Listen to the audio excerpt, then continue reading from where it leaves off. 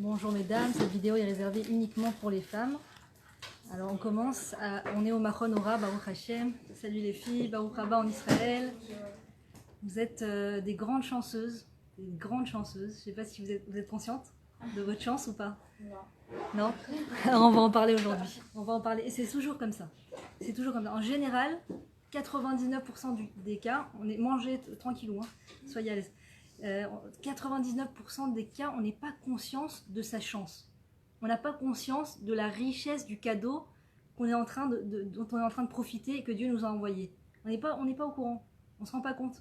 Comme un jour, j'étais chez une famille, des gens extraordinaires, vraiment un homme et une femme, des rabbinim, des gens, quand je vous dis exceptionnels, des tzadikim, comme il y en a beaucoup ici, Baruch Hashem, des tzadikim, et chaque fois que je vais chez eux, je bois vraiment, je bois leurs mots, j'écoute ce qu'ils disent et je vois comment ils agissent et je me rends compte que c'est des gens exceptionnels. Et quand leurs enfants ils sont chez eux, ils ont l'air très naturels, ils ont l'air de pas trop avoir conscience de qui ils ont comme parents. Et un jour j'ai parlé avec une des filles, je lui ai dit, t'es au courant que tes parents c'est des gens géants, des tzadikim? Elle me dit, ouais c'est vrai, j'ai commencé à y penser dernièrement, je vois ma mère comment elle nous reçoit, les enfants, les petits-enfants, la maison elle est pleine, fête sur fête, elle cuisine. Elle dit, il n'y a pas longtemps j'ai dû recevoir des invités, j'ai dû cuisiner un peu. Elle a dit, j'ai commencé à comprendre que ma mère c'était une tzadékette. Mais on ne réalise pas toujours le cadeau qu'on a à ce moment-là, la chance qu'on a, la chance que Dieu nous offre à ce moment-là. Et là par exemple, vous êtes à l'école du chesed, à l'école de la bonté. Vous êtes en train d'apprendre la bonté. Vous êtes en train, je vois que votre classe, elle est extraordinaire, elle est pleine de bonté. Là, il y a écrit qu'est-ce qu'il faut servir aux professeurs. Là, il y a écrit qu'est-ce que vous pouvez rajouter. C'est vous qui avez écrit ça, ces choses-là? Qu'est-ce que vous pouvez rajouter dans votre vie, comme mitzvot et tout ça? Vous êtes à l'école de la bonté. Et c'est le plus beau cadeau que Dieu il vous fait. Que vous ayez choisi de venir en Israël d'abord, certainement seul, vous êtes seul, sans vos parents. C'est extraordinaire, extraordinaire. Kol hakavod, kol hakavod. Vous avez un très grand mérite. Vous êtes venu sans vos parents. Vous êtes venu ici étudier. Vous avez choisi d'étudier. Vous auriez pu choisir de faire autre chose. Vous auriez pu choisir je sais pas moi, de faire une année libre de rien, faire ce qui vous plaît. Vous avez de votre plein gré. J'imagine qu'on vous a pas forcé. Des fois même, on doit convaincre les parents pour aller seul en Israël et étudier. Et en fait, vous êtes en train de vous rendre le plus grand service. Le plus grand service. Parce que quand on met les pieds dans le mariage sans avoir, avant de se marier, sans s'être exercé à donner, sans avoir appris la valeur du don, et je suis sûre que ici vous l'apprenez très certainement. On vous explique c'est quoi la valeur du don. Je sais que dans votre programme où il y a des heures où vous allez faire du bénévolat, tout ça, n'est-ce pas? C'est un grand cadeau que Dieu il vous fait. Il est en train de... Quand on choisit de faire du bénévolat avant de se marier, d'étudier avant de se marier, de donner, vous êtes en train de donner de votre vie pour le peuple juif, parce que toute la Torah que vous étudiez, après, ça va ressurgir sur le peuple juif, parce que ça va ressurgir sur vos enfants, vous allez faire passer à vos enfants vont le faire passer après aux générations prochaines, au prochain peuple. Donc vous êtes en train de faire du chesed du matin au soir. Du matin au soir, vous faites de la bonté. Vous faites de la bonté. Le fait que vous soyez venu en Israël, c'est une grande bonté. Parce que chaque fois qu'il y a un juif qui prend de la place en Israël, qui occupe un territoire en Israël, une petite place, même une chambre avec des colocs, vous occupez votre chambre, vous faites de la bonté avec le peuple juif. Vous êtes en train d'occuper la terre d'Israël. Vous êtes pleine de mitzvot, vous êtes des grenades pleines de mitzvot extraordinaires. Et là, vous vous rendez un grand service parce que quand on est habitué à faire que ce qu'on a envie, qu'on est tourné vers son égocentrisme, vers ce que je veux de façon égoïste, quand on rentre dans le mariage, c'est difficile. C'est difficile parce qu'on s'est habitué à l'égoïsme, on s'est habitué à faire ce qu'on veut pour soi et pas donner aux autres. Et tout d'un coup, c'est quoi le but du mariage? Finalement, c'est d'apprendre à donner à l'autre. D'essayer de comprendre qu'est-ce que l'autre a besoin, qu'est-ce que l'autre veut. C'est l'exercice du chesed, c'est l'exercice de la bonté. Et quel est l'un des ingrédients qui fait que malheureusement les couples ne fonctionnent pas? C'est quand les conjoints sont tournés vers eux-mêmes. La dynamite du couple, c'est quand il y a de l'égocentrisme, quand il y a de l'égoïsme. Et tu peux dire à une personne, regarde, tu mets ton couple en danger là. Si tu continues d'être égoïste, tu mets ton couple en danger. Ça suffit pas de le dire, c'est très difficile de sortir de son égoïsme. C'est très difficile. Et quand on le fait avant le mariage, vous n'avez pas calculé, vous n'êtes pas dit je vais faire ça comme ça dans mon mariage, ça va mieux se passer. Vous vous dites je vais prendre une année pour donner à Israël, pour donner, pour faire du bénévolat, pour étudier la Torah. C'est que du don. Pour être en Israël, c'est que du don. Eh bien, vous êtes en train de préparer les pierres, l'édifice de votre mariage. Et ça sera plus simple pour vous, ça sera plus facile pour vous. Là où d'autres filles qui ont utilisé cette année pour elles, pour leur passion, pour ce qui leur plaît, à voyager n'importe où sauf en Israël, à faire n'importe quoi sauf étudier la Torah, à faire n'importe quoi sauf surtout pas donner aux autres, eh bien, ces filles, les pauvres chéries, elles vont avoir des difficultés dans le mariage que vous n'allez pas rencontrer parce que vous êtes en train d'apprendre à donner maintenant. Vous êtes en train de vous habituer à le faire, habituer à donner. Et c'est un grand cadeau. Et je suis sûre que si vous êtes ici, c'est parce que déjà dans votre jeunesse, vous avez déjà fait des preuves de dons et Dieu, il a aimé ça et il a dit, mes filles, je vous prends, je vous amène en Israël, je vous amène au Machon Ora et vous allez continuer de faire ce que vous m'avez montré que vous avez réussi à faire dans votre jeunesse. Je suis sûre que vous avez toute une histoire ou plusieurs de dons, que vous avez fait un don de vous quand vous étiez jeune. C'est le cas. Vous avez en tête une histoire, la Brioute. Vous aussi? Vous avez le souvenir d'un don de vous que vous avez fait dans votre jeunesse? Ouais, c'est sûr, c'est sûr. On ne vient pas ici par hasard. C'est un mérite de venir en Israël. C'est un mérite de venir au Machon Ora. Et en général, il faut être... Comme toujours, je pense à ce dessin animé, les Havdil, je m'excuse pour mes sources pas très juives, mais il y avait ce dessin animé d'Aladin quand j'étais jeune. Je ne sais pas si vous vous souvenez de l'histoire. L'histoire, en fait, pas le Walt Disney. La vraie histoire d'Aladin, c'est quoi? Les Havdil, hein. C'est que Aladin, c'est qu'il y avait en fait une genre de grotte, une grotte pleine de trésors et de bijoux, et de pierres précieuses et de choses très, très chères. Et cette grotte a été fermée. Et on a annoncé, comme ça, quelqu'un a annoncé qu'il fallait trouver une personne avec un cœur en or pour pouvoir venir se présenter devant la grotte, et la grotte s'ouvrirait et on pourrait rentrer. Et donc, il y a un roi qui veut absolument ouvrir cette grotte, et il dit donc il faut que je trouve une personne avec un cœur en or. Et on lui dévoile que cette personne, c'est Aladin. C'est Aladin. Son cœur en or va lui permettre d'ouvrir la grotte. Et je pense qu'en fait, c'est pas un hasard ce scénario. Si Hachem, il nous a fait écouter ce scénario quand on était jeune. Moi, je suis anti-dessin animé maintenant que j'ai des enfants, que j'ai une responsabilité, et je me rends compte que je veux le meilleur pour eux. Je me dis, je veux pas leur laisser les médias entre les mains. Je veux surtout pas qu'ils aient accès à des dessins animés parce que je préfère qu'ils étudient la Torah directement. Ils n'ont pas besoin de passer par ça. Mais quand on est passé par ça, je suis sûre qu'il y a des messages qu'on peut tirer de ce qu'on a vu et entendu quand on était enfant ou jeune. Et cette histoire, elle est très forte. Elle est très forte parce que Dieu, il attend des gens avec des cœurs en or. Il attend des gens avec des cœurs bons. Il sonde les cœurs. Il est en train de chercher des gens avec un bon cœur pour construire son peuple, pour construire le peuple de demain, pour aller passer au prochain stade, qui est d'aller reconquérir Jérusalem, construire le temple sur le Har Habayit, sur l'endroit où le temple doit être construit. Et aujourd'hui, il y a une mosquée, et les gens nous disent « Non, c'est à nous, c'est à nous ». Et nous, on est là, on est en train d'étudier la Torah et d'étudier nos sources pour leur prouver, leur montrer. Et s'ils ne veulent pas écouter, tant pis pour eux, ils partiront de force ou de gré. On est en train d'apprendre, nous, déjà, de se convaincre, nous, que ça nous appartient, cet endroit. Là où ils ont leur mosquée en ce moment, et nous, on est censé construire le temple là-bas. On est en train, ici, là, vous êtes en train, moi aussi, on est en train d'apprendre que ça nous appartient. On est en train de repartir à la recherche de notre héritage, Depuis quand on laisse tomber un héritage? Depuis quand les gens, ils se battent? Je ne sais pas si vous avez entendu, il y a des histoires d'héritage qui sont à pleurer. Des gens qui partent, malheureusement, qui quittent ce monde, et qui laissent des biens dans ce monde, qui laissent une maison, qui laissent un appartement, qui laissent un compte en banque. Et tout d'un coup, t'entends que Dieu préserve les enfants, les petits-enfants, ils se déchirent. Ils se déchirent pour obtenir l'héritage.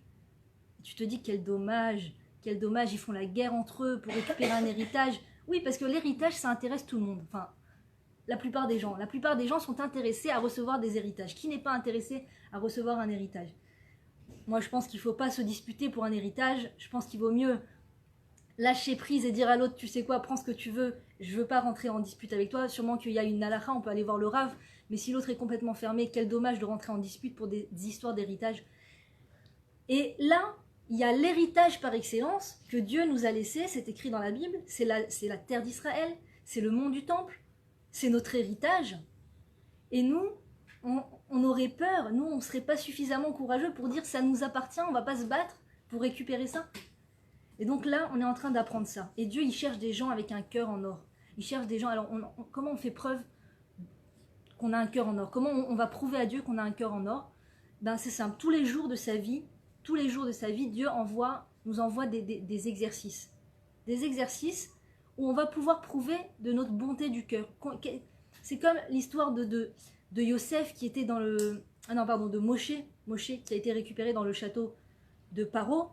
Et Paro veut voir qu'est-ce que Moshe, ce petit garçon-là, a derrière la tête. Qu'est-ce qu'il a derrière l'esprit?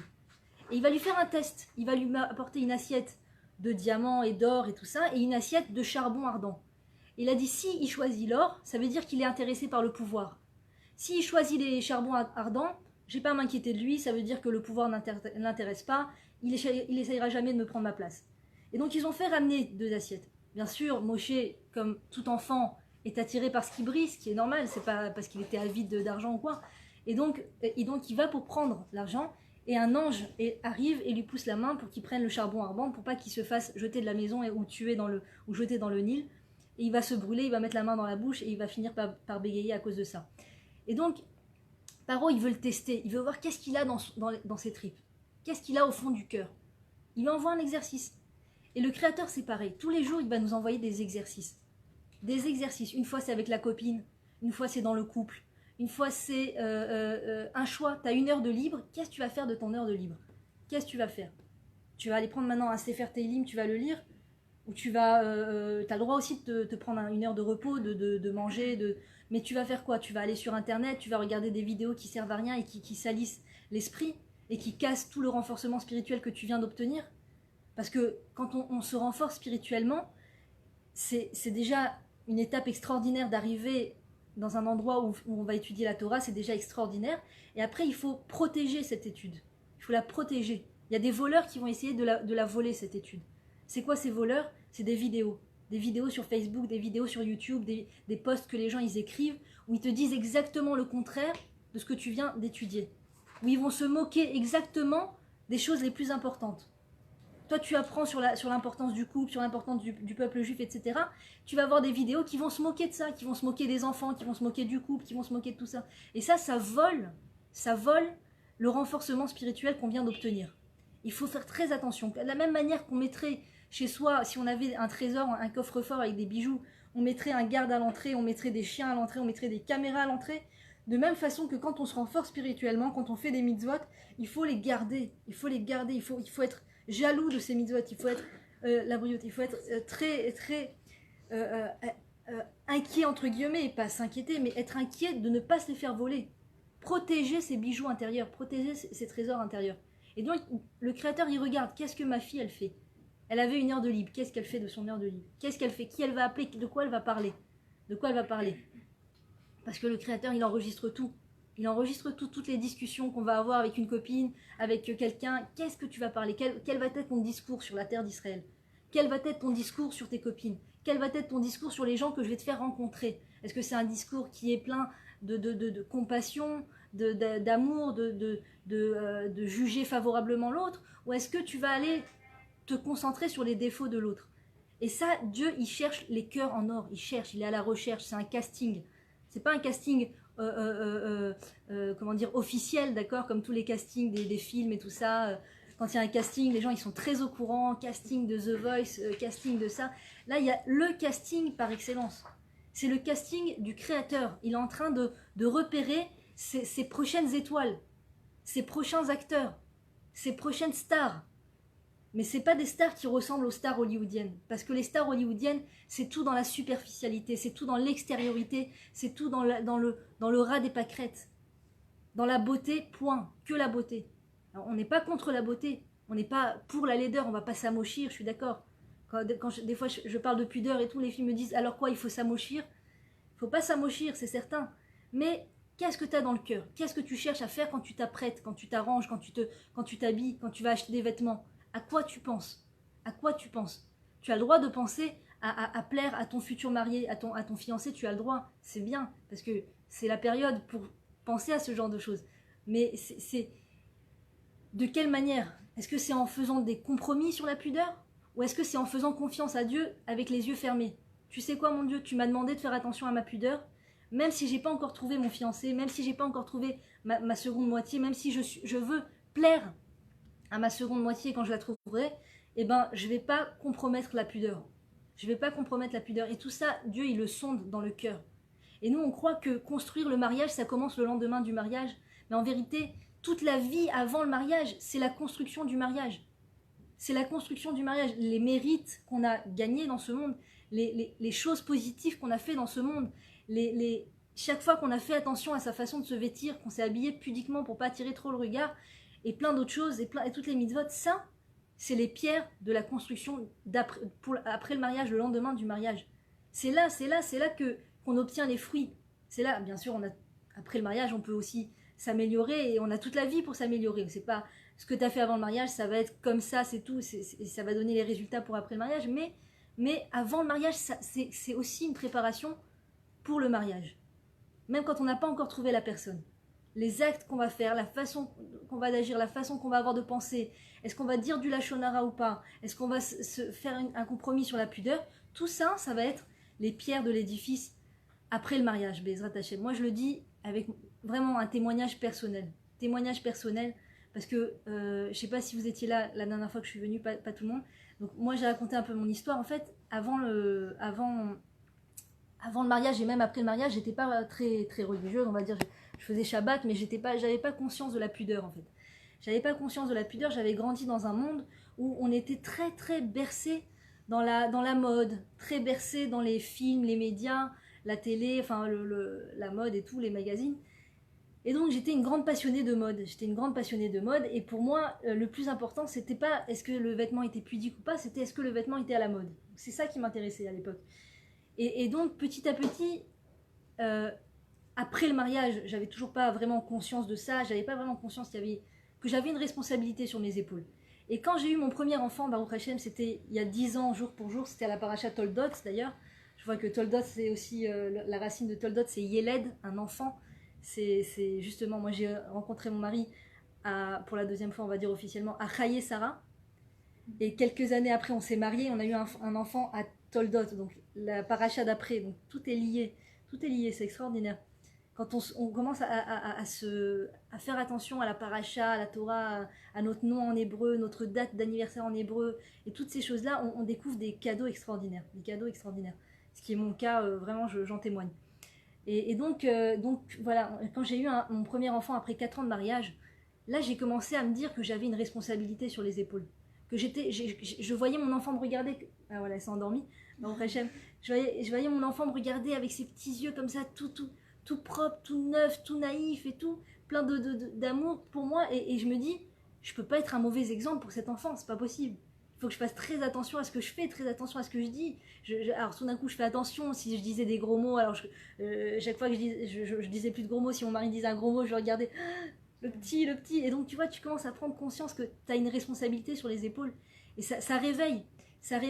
Alors je vois vous que les filles, vous n'avez pas attendu de vous marier et d'avoir des enfants pour prendre votre responsabilité sur vous. Kol hakavod, c'est extraordinaire, c'est extraordinaire. Mais moi, à votre âge, j'étais pas dans une salle d'études et j'étais ailleurs dans ma tête, j'étais ailleurs dans mon esprit. Et heureusement que Dieu m'a envoyé ce cadeau, cet enfant, qui a fait que je me pose des questions. J'étais très accro aux séries sur Internet, les séries, les films, etc. Et un jour, j'étais arrivée à la dernière série de tout le site Internet. Et je me suis dit, qu'est-ce que je vais faire? J'ai commencé à stresser, j'étais avec ce petit bébé dont je m'occupais et tout ça. Et je me disais, qu'est-ce que je vais voir pour m'occuper l'esprit, pour pas trop penser à l'effort que je dois fournir. Et j'ai tapé sur Internet mauvaise pensée, parce qu'à ce moment-là, j'avais des pensées pas très positives. Et le premier résultat qui est apparu, c'était un cours de Torah. Et j'ai cliqué dessus, et j'ai commencé à avoir ce cours de Torah, et ça a commencé le lavage, le nettoyage de l'esprit, le nettoyage du cerveau a commencé. J'ai commencé de la même manière que je voyais les séries les unes après les autres. Je pouvais voir je sais pas combien d'épisodes par jour. Je me suis mise à avoir des cours de Torah tous les jours, je sais pas combien par jour. Et ça a commencé à faire un effet sur moi, avoir un impact sur moi, Baruch Hashem. J'ai commencé à comprendre que que mon apparence, des fois, elle était trop attirante, que mon apparence, elle allait attirer les autres hommes. Et je me disais, mais quel rapport entre moi et les autres hommes? Je suis mariée avec un homme, le père de mon fils, le père de mon enfant. Ça y est, c'est sérieux. Pourquoi je vais continuer d'attirer le regard des autres hommes? Pourquoi j'ai besoin de ça? J'ai pas besoin de ça. J'ai pas besoin de ça. Surtout que le Rav expliquait dans la vidéo que c'est un handicap pour le couple, le manque de pudeur. C'est un handicap pour le couple. Et je me disais, mais moi j'ai envie d'avoir un couple sain, un couple qui tient. Je veux montrer à mon enfant une bonne image. Et donc tous ces cours ont commencé à me donner de la force spirituellement et à me le nettoyer. Et le problème, c'est que j'en ai pas tout de suite parlé à mon mari, je lui ai pas expliqué que je regardais des cours de Torah. Donc dès qu'il arrivait, je fermais les cours de Torah parce que j'avais un peu honte. Et donc j'évoluais que de mon côté à moi. Et je faisais que les choses qui n'étaient pas visibles à l'œil nu. Et arrivé un moment où je me suis dit, bon, il faut que je me couvre la tête, c'est plus possible. Le Rav a dit que c'était important de se couvrir la tête. Tout ce que j'entendais, je le prenais comme argent comptant, c'est-à-dire je me posais pas de questions. Peut-être moi c'est pas le moment. Ah ouais, il a dit qu'il faut se couvrir la tête, mais c'est peut-être pas pour moi. Peut-être ça me concerne pas. Peut-être il a parlé de mettre la tzedaka, mais tout ce qu'il disait, tout ce que le Rav disait, que Dieu le bénisse, ça me concernait directement à ce moment-là. C'est ça qui est incroyable, c'est que quand tu as décidé d'écouter des cours de Torah, quand Dieu t'ouvre la porte des cours de Torah, parce que pas tout le monde est ouvert à écouter des cours de Torah, c'est ça il faut comprendre. C'est là où je vous dis, vous avez un cadeau extraordinaire. D'avoir l'ouïe, d'avoir l'état d'esprit, l'ouverture d'esprit pour écouter des cours de Torah, c'est un cadeau qu'une minorité de gens ont reçu. Pas la majorité de la terre est intéressée à écouter. Il faut des mérites, il faut avoir un cœur en or. Il faut avoir un cœur en or pour mériter. Il faut avoir fait quelque chose, avoir un mérite. Et Dieu nous offre ce cadeau d'écouter les cours et d'être à l'écoute. Et en l'occurrence, donc j'écoutais les cours les uns après les autres. Je me disais, il faut que je mette en pratique. Chaque fois, j'avais la gorge serrée des cours que j'entendais. Je me disais, ah, c'est tellement vrai. C'est tellement vrai. Pendant toute une série, j'ai rien appris de vrai. J'ai vu que des choses horribles. Et là, j'écoute quelques cours de Torah et tout est vrai. Tout crie de vérité. Et donc, je prenais petit à petit sur moi le Birkat Amazon, Netilat Yadayim, toutes ces choses-là. Et un jour, j'ai dit à mon mari, écoute, voilà, ma tante, elle est malade. J'ai entendu dans un cours que c'était important de prendre des actes sur soi religieux et ça pouvait avancer la refouach lema de la personne, la convalescence de la personne. Il me dit, ah bon, super, qu'est-ce que tu veux faire? Je lui ai dit, écoute, j'aimerais me couvrir la tête. Et là, ça a été la première confrontation spirituelle, on va dire. Mon mari n'a pas compris parce que je lui avais jamais parlé de se couvrir la tête, ni avant le mariage, ni après le mariage. Et donc c'était une surprise pour lui, il ne comprenait pas d'où ça venait. Quand on n'a pas entendu le cours de Torah qui explique la chose, c'est dur d'être d'accord avec ça. C'est dur d'être d'accord avec ça. Quand je dis demain on va construire le temple, si tu n'as rien entendu comme introduction, de quoi on parle? Construire le temple, mais de quoi on parle? Tu sais pas. Et en fait c'est vrai, moi quand je parle, c'est avec tous les cours de Torah que j'ai entendu, avec tout ce que j'ai entendu, ça fait partie de moi aujourd'hui et je dis les choses comme je les ai comprises. Et des fois, il faut encore plus expliquer aux gens parce que c'est toute une explication. Donc, il a fallu que je lui explique pourquoi se couvrir la tête. Et en fait, je me suis rendu compte que chaque fois que je devais expliquer à mon mari pourquoi je dois me couvrir la tête, pourquoi c'est important que je sois pudique, pourquoi j'ai envie d'arrêter de faire la bise, pourquoi plein de choses, pourquoi j'ai envie qu'on arrête d'aller à Eilat en plein été, parce que c'est l'horreur, c'est Sodome et Gomorrhe. Enfin, c'est une ville extraordinaire, mais comme toutes les villes vacancières, comme toutes les villes balnéaires, en été, c'est pas la meilleure adresse pour un couple qui a envie de se construire, qui a envie de garder comment dire, le regard de son mari pour soi. Il vaut mieux pas aller dans des endroits où toutes les femmes, malheureusement, n'ont pas compris qu'il fallait se vêtir et qui sortent de leur maison comme elles ne devraient pas. Donc, il a fallu que je lui explique toutes ces choses-là. Et il me disait, mais je comprends pas, pendant tant d'années, on allait à Eilat en plein été, c'est même toi qui me saoulais pour qu'on y aille, maintenant on est à l'hôtel, j'ai payé, pourquoi tu veux qu'on parte avant la fin des vacances? Pourquoi? C'est même pas la fin des vacances, j'ai payé. Va lui expliquer un mois de cours de Torah. C'est dur, faut trouver les mots. Et je me rendais compte que chaque fois que je devais lui expliquer, en fait, c'est comme si je me l'expliquais aussi à moi. Et que je me préparais aussi à expliquer aux autres. Parce que tout ce que j'explique dans les vidéos, tout ce que j'explique dans les livres, parce que j'ai des livres en vente sur Amazon, où je raconte mon histoire, ça s'appelle « Et moi dans tout ça », et « Eux dans tout ça », et « Nous dans tout ça » sur Amazon.fr. C'est le nom de l'auteur, c'est Livia Sarah Atlan. Et donc, je raconte toute mon histoire, tout ce que je vous raconte là, je le raconte dans les livres. Et tout ce que j'explique au travers des livres, au travers des vidéos, c'est des choses que j'ai dû m'expliquer à moi-même, que j'ai dû expliquer à mon mari. Et donc j'ai dû convaincre déjà mon mari.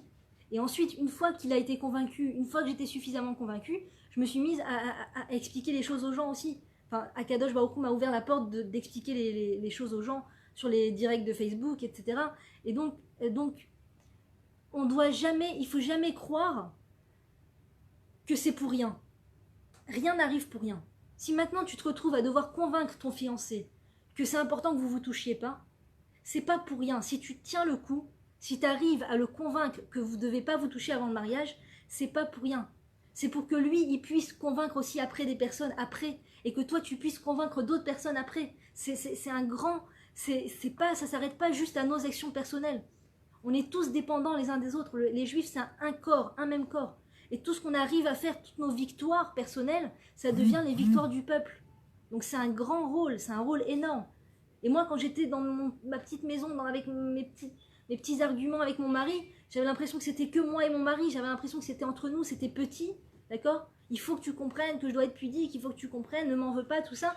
Et en vérité, si on m'avait dit, la Brio, ça va prendre du terrain, bientôt tu vas expliquer à d'autres personnes, j'aurais été j'aurais été plus patiente, je pense que j'aurais été moins anxieuse, plus tranquille de me dire c'est bon, je sais qu'on est sur le bon chemin, il va finir par être convaincu, et après ça sera pour des bonnes choses et tout. Mais on se rend pas compte de pourquoi on passe par ces choses-là, on se rend pas toujours compte.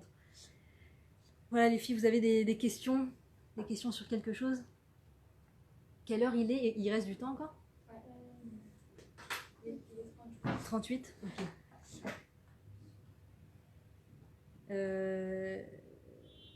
Des questions? Non. C'est quoi un cours de Torah que vous avez écouté? Ah, c'est quoi le cours de Torah? Quel rave ou quel titre? Alors, le premier cours de Torah que j'ai entendu, je crois, si je ne me trompe pas, c'était sur les relations entre les hommes et les femmes. C'était, si tu veux, quand tu es habitué à la mode et aux médias, tu crois que, et surtout la bienséance française où tout le monde se fait la bise, homme, femme, n'importe qui se fait la bise, tu crois que c'est anodin, qu'il n'y a rien de grave. Enfin, il n'y a rien de grave. Il y a rien, c'est juste je fais la bise à un homme, juste je mets des habits comme dans les magazines, mais c'est tout quoi, c'est juste parce que c'est comme ça, tout le monde vit comme ça. Et en fait, le Rav expliquait qu'il y a toujours quelque chose qui passe entre un homme et une femme, toujours. C'est comme deux pôles, positif, négatif. Il y a l'électricité qui passe tout le temps entre les deux, tout le temps. Il n'y a pas un truc d'électricité où l'électricité ne passe pas. C'est une loi. Et bien de la même manière que c'est une loi, entre un homme et une femme, il y a toujours quelque chose qui va passer. C'est-à-dire que si la femme, elle ne fait pas attention à elle ne fait pas attention à se cacher, à se vêtir comme il faut et tout ça, un homme la voit, il va éprouver quelque chose. Il va ressentir quelque chose dans son corps. Ça va l'éveiller corporellement. Et donc ça, c'est une nouveauté. Enfin, c'est une nouveauté quand tu vis dans ce milieu et que tu n'es pas consciente de ce que ça produit, tu te dis juste, non, je veux juste être à la mode. Je veux juste être belle. Je veux juste être comme la chanteuse. Je veux juste être comme la mannequin, c'est tout. C'est rien de méchant. Et c'est vraiment rien de méchant. C'est rien de les femmes sont pas coupables de vouloir être jolies. Elles sont pas coupables. C'est ce qu'on leur martèle sur la tête tous les jours. Enfin, on a le droit d'être jolie, mais si c'est en compromettant les lois de la pudeur, et ben à ce moment-là, il se passe ce que le Rav expliquait. Et donc, tout d'un coup, comme moi, à cette période-là, j'étais dans le stylisme et que j'avais des clients hommes, clients femmes et clients hommes aussi. Clients hommes, tu dois leur vendre le produit. Tu dois leur vendre les accessoires, les vêtements, les choses.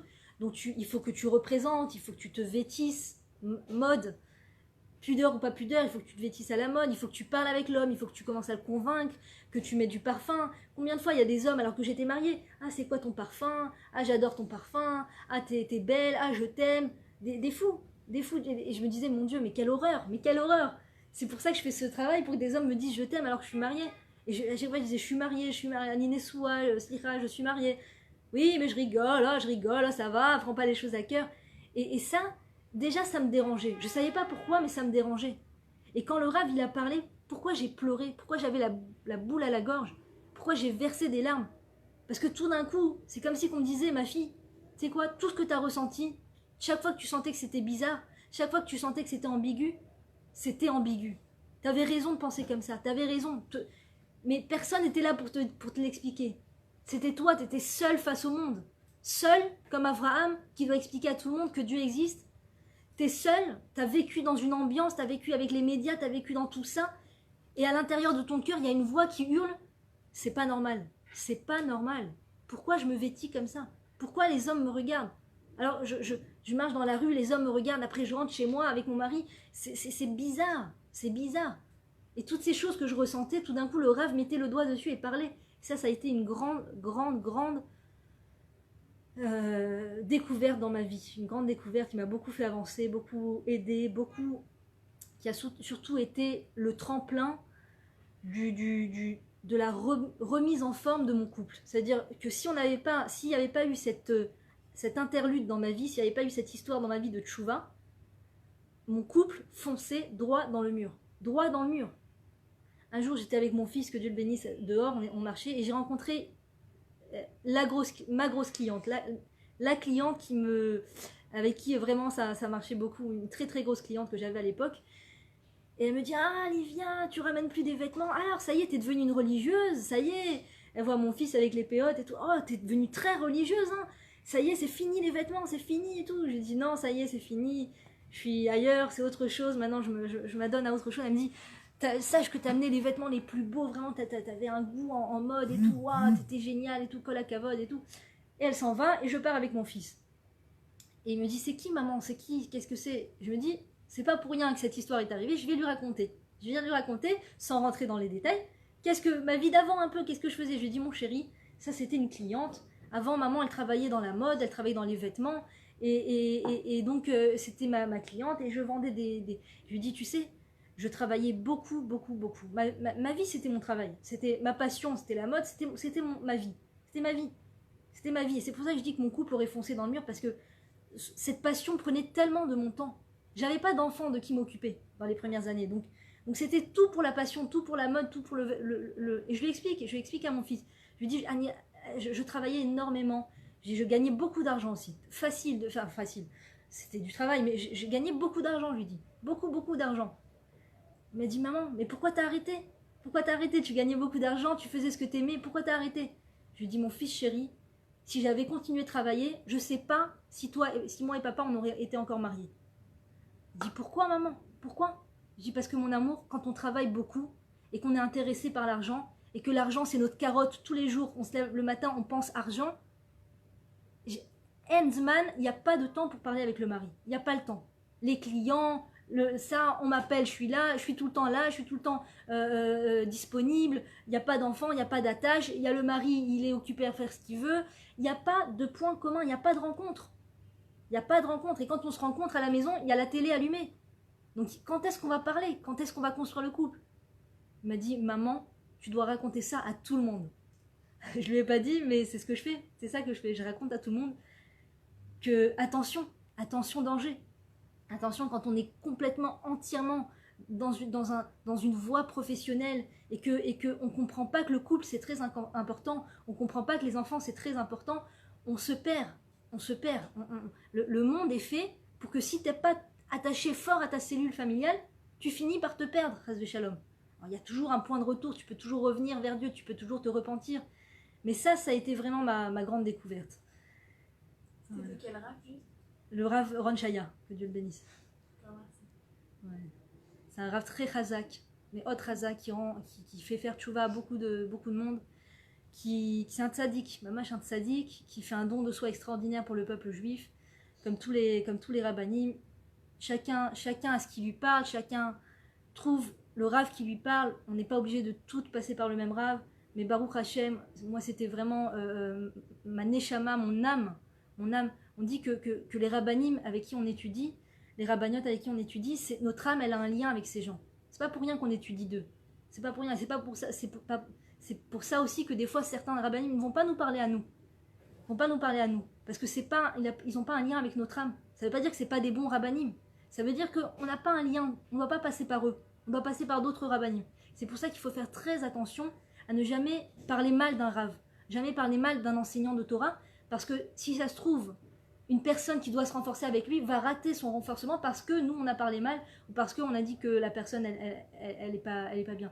Chaque rav, chaque rabbinite digne de ce nom, qui sont des gens honnêtes et qui ont la crainte du ciel, chacun avec sa façon d'enseigner la Torah, chacun a sa place dans ce monde et au sein du peuple juif. Voilà, d'autres questions?